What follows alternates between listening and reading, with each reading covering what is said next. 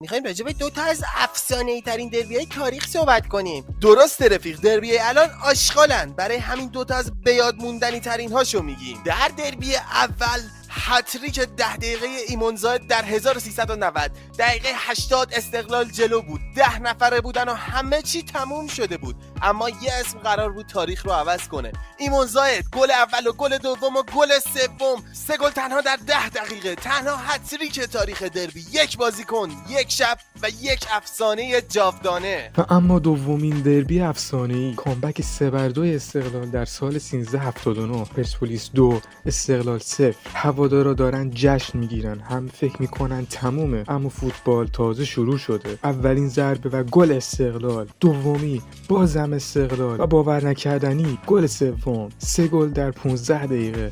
بدترین کابوس برای پرسپولیس و یکی از دیوانه‌وارترین کامبک های تاریخ فوتبال ایران.